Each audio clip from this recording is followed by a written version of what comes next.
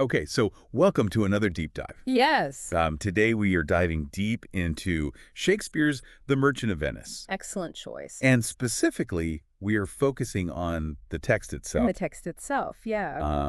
Going to be talking about some pretty big themes. Absolutely. Justice, mercy, love, anti-Semitism, Yeah. all those fun things. All wrapped up in this Shakespearean comedy. All wrapped up in a Shakespearean comedy with some really complex characters. With really complex characters, yeah. And so we're going to uncover all of the nuances in the play. Yes. Spark some discussion. Definitely. It's a play that can be really appreciated on so many levels. And I think going back to the text, like this helps us understand why it continues to resonate with audiences, even now, Yeah. centuries later. Yeah, I think that's so true. And right off the bat, the title itself is kind of intriguing to me. The Merchant of Venice, not the moneylender of Venice. Yeah. So why is the focus on Antonio when Shylock seems so central to the conflict? That is a great observation. The title itself highlights how the play is framed. So you know Antonio the Merchant. He represents kind of the established order of Venetian society. By focusing on him, Shakespeare sets up a dynamic where we initially view events through the perspective of the dominant culture. Okay, so can you just remind us what happens in this play? Of course. So the story basically revolves around Antonio's willingness to help his friend, Bassanio, Okay. who needs money to court the wealthy heiress Portia. Okay. Antonio, being a merchant, doesn't have the ready cash. Right. So he turns to Shylock, a Jewish moneylender, for a loan. And this is where it gets interesting. Shylock agrees, but demands a pound of Antonio's flesh as collateral if the loan isn't repaid on time. Yeah, that's a pretty unsettling deal. Yeah. And of course, things go wrong for Antonio, right? Exactly. Antonio's ships, his source of income, are lost at sea, and this throws him into a desperate situation and sets the stage for, the central conflict of the play. Meanwhile, Bassanio is off pursuing Portia, Right. who, as it turns out, has her own set of challenges for her suitors. Yeah, before we get to Portia and her challenges, let's talk about Antonio a little bit more. Yeah. His opening line is literally, "In sooth, I know not why I am so sad." Yeah. I mean, that's a little more than just a case of the Mondays. Definitely. Definitely. Antonio's melancholy is a key part of his character. It raises questions about his motivations. Is he truly driven by, selfless love for Bassanio? Or are there kind of deeper psychological currents at play here? And his melancholy also impacts his interactions with Shylock, adding, layers to their complex relationship. Yeah, okay, so speaking of Shylock, I mean, his character is so loaded with historical baggage. Right. How do we approach his portrayal today? It's crucial to acknowledge the anti-Semitic stereotypes that inform his characterization.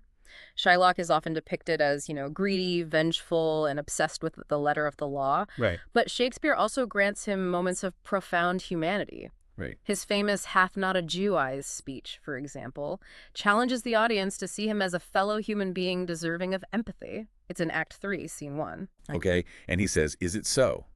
He asks, "Hath not a Jew eyes? Hath not a Jew hands, organs, dimensions, senses, affections, passions? Fed with the same food, hurt with the same weapons, subject to the same diseases, healed by the same means, warmed and cooled by the same winter and summer as a Christian is? If you prick us, do we not bleed? If you tickle us, do we not laugh? If you poison us, do we not die? And if you wrong us, shall we not revenge?" Right. The intensity of this speech really forces us to confront the hypocrisy of prejudice. Such a powerful moment. And it really forces us to ask, is Shylock a villain or a victim? Yeah. Or is he something in between? Precisely. His complexity is what makes him such an enduring and controversial character. Yeah, absolutely. Okay, so let's talk about Portia.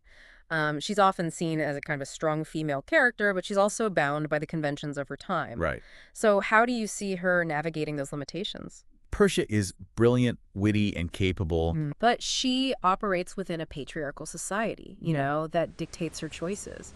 So she finds clever ways to exercise agency, like using her intelligence to manipulate the casket game that determines her husband.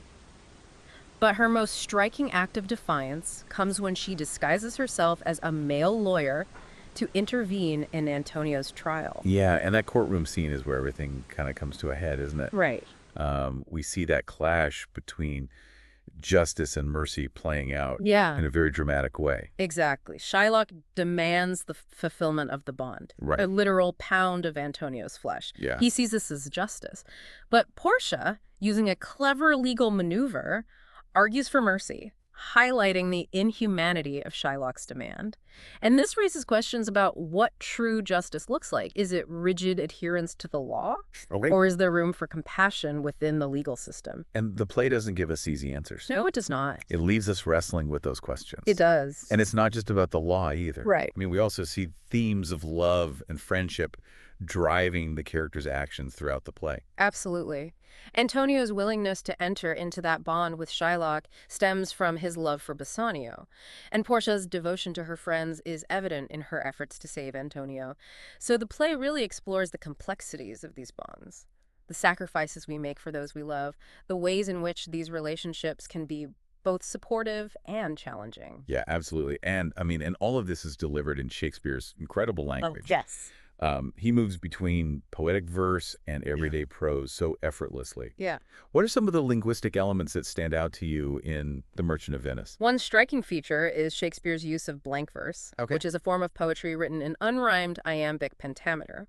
This gives the language a really natural rhythm and flow, particularly in scenes where heightened emotions are kind of at play. For example, look at Shylock's "Hath not a Jew eyes" speech. The rhythmic repetition of phrases there emphasizes his plea for equality. Yeah, and he doesn't shy away from vivid imagery either. The pound of flesh, for example, is such a visceral image that stays with you long after the play is over. Exactly. That image encapsulates the central conflict, that tension between the letter of the law and the value of human life. So we've covered a lot of ground here. What would you say is the takeaway for someone diving into The Merchant of Venice today? Mm. What can we learn from this play, even, centuries after it was written?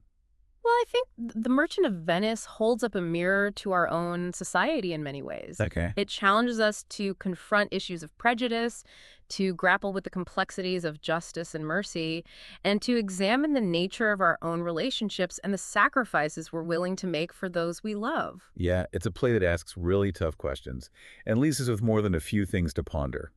And that's kind of the mark of a truly great work of art, isn't it? It sparks conversations that continue to resonate across time. Absolutely.